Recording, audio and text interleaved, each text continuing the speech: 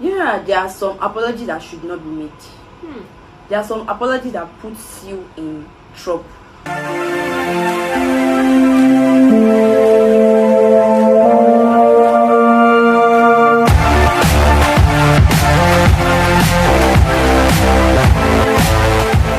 Apologies will mend the cracks, while forgiveness build the foundation, and together they forge unbreakable bonds that build relationship and friendship.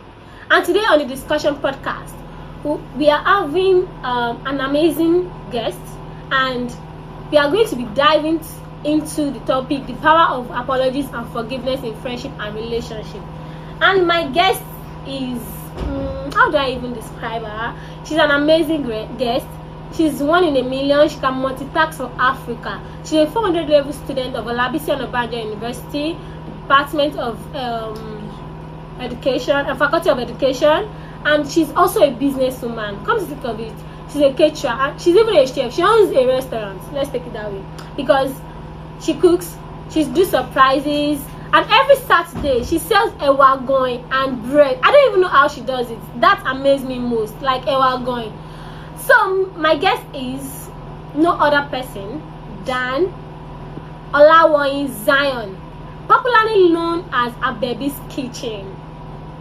Good afternoon. Hello. Good afternoon, everyone. How are you doing? I'm fine. And with my guest. Hello, everyone. My name is Olawoyin Zion Oyewusi. I'm 400 level student of Olabisi Onabanjo University, and I'm also the speaker of my department. I'm from the Faculty of Education.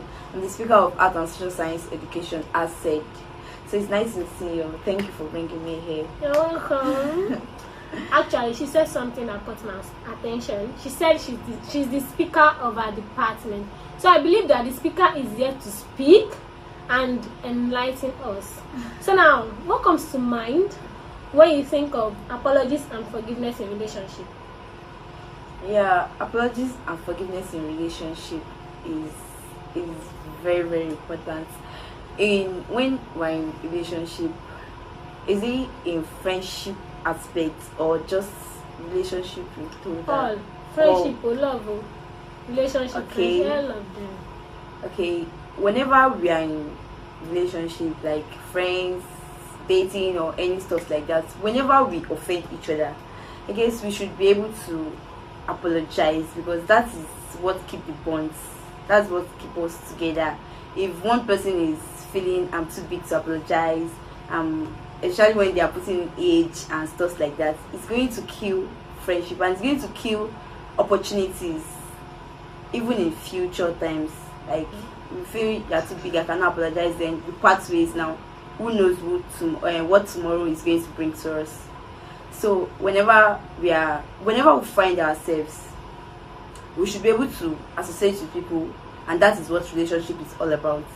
And wherever we find ourselves, even if you are guilty or not, try to at least apologize. Okay, from what you said now, yes, you said we should apologize. We should not even feel it. So there was a tweet or a post I saw on TikTok or thereabouts. So somebody was asking that saying sorry does not mean I am wrong. Do I now have to continually say sorry, even though I know I'm not the one doing the wrong thing? Yes, I feel that should be done, just to make peace. Okay, but what if we are trying to make peace, and then the person that is supposed to be corrected, although we are not supposed to correct to prove a point, we are correcting to like show the right way instead of the way the person has gone. Do you get? So I'm not saying sorry. I'm saying that, what if I'm saying sorry, and this person is not changing? Am I not affecting his or her life? At some point, I feel after you said sorry, the person is not changing. Maybe you can just call on somebody that is closer to the person to at least talk to the person. And if the person is not yielding, you still continue to say this sorry to make peace reign. Because I'm still emphasizing on the point, we don't know what tomorrow is going to bring to us. So that's just it. So now, can you share a personal experience on apology or forgiveness significantly impacted on relationships and friendships? Though let me just say I'm hard, or I don't know how to put it. Though I'm this kind of person that little things that used to make me get angry. You might offend me, do something that people around will be like, get angry now, but no. But you see that little thing that everybody will be looking at, I baby now says, is this what you are getting angry for? But then I will share a story of me and my landlord, like we are living presently. When I came into OU, that was the first house I saw. Even before I rented the apartment, I was staying there because I came for verification and stuff like that. So I came in contact with the guy. He's a student of AP. So we're always together. We're staying together before I later rented the apartment. It was always like any small thing. He's hot tempered. I am hot tempered. But then my mom will always tell me, if you're always reacting to any little things, it's going to affect you. So when I got to the university, I tried to bring down that attitude. I was very, very cool. So anything the person does, I'm going to like just overlook it. I would always say sorry, even when I'm not wrong, even when I know that more sorrow, but I will not still talk. So it got to a point, I guess I was just forced to just stop saying sorry. That what happened? Is the only issue? You're feeling too big and stuff like that. So we parted. It came, everybody in the area, in the house was like, you and this person, it's a lie, you cannot fight. So they tried to end the dispute between us. But I would not lie, even till this moment, we are not still close. I would not lie. We are not still close. We still used to have issues. But then we will fight, we free up, and we will still settle. It's not like we are like before. We are not like before. But there is always apologies and settling of disputes. Like, I don't know if you're understanding me. We are not like before, because the sorry has gotten to the stage whereby I cannot take it anymore. But then I am not using that one to affect what tomorrow will bring. Yeah. So we are still friends, like normal friends, but not like the onset whereby we were very close. Like we were like, these people are in a relationship, but no. She get. So it was not like before. But then the spirit of apology is meant to be because of tomorrow. We don't know what after school. I don't know. Maybe it might be the one that is going to offer me job. I might be the one that is going to help him. So I think anything anybody does, we should have that spirit of saying sorry, just sorry. And even if you're not going to talk to the person again, just say sorry and let it go. Okay. So do you believe in the power of forgive and forget? If yes, why? And if no, why?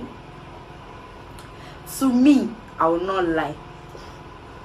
I believe in forgive.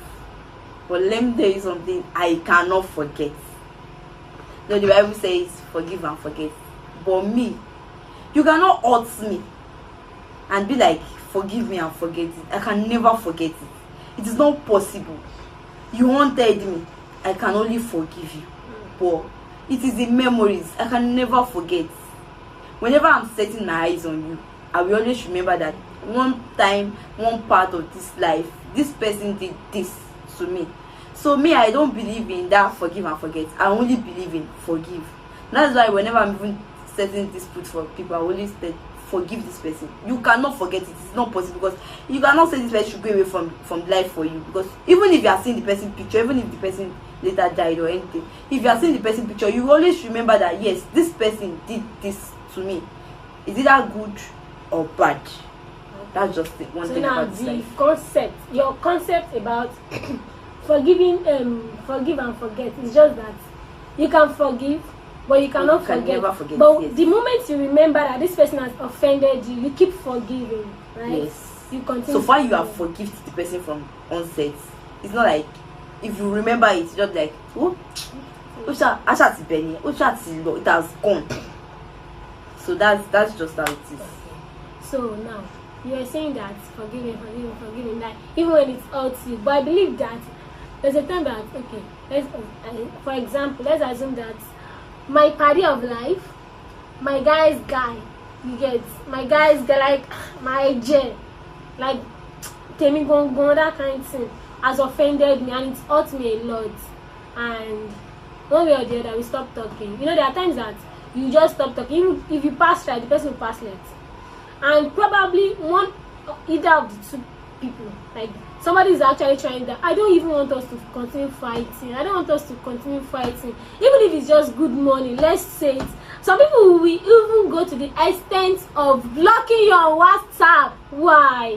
What would you do? Okay, and you want to, like, okay, for example, let's say someone offended me now, and I'm trying to, like, or maybe I offended the person. Okay, I've said sorry, the person is not forgiving, the person went on, like, to the point of blocking me, and I'm still willing to say sorry. And let's assume that, and I saw the person on the road, and I want to try to greet you, and you just, I'm gonna wave me in love, you just greet me. So, like, what do you feel, or what do you know, or what do you suggest that I should do as a person that wants that person to forgive me? Yeah, what you just said, I have story to tell about it. So, being a 400 level student, this recent 100 level student that came in, though for my 100 level, for my 200 level, all this school mother, school father, I don't fancy it. So when I got to 400 level, there was this sister of mine, like, we went to the same school from primary school, because I attended where I did my primary school was where I did my secondary school. So when I was in secondary school, she was a new intake in primary school there. So sister reached out to me that your sister is coming to OU, this thing. When they even were supposed to see me, they were at my place. So OU finally did their do and do. So they did not give. Okay, guys, if you want to continue to listen to the story, join us. We are going on a short break. We'll be right back.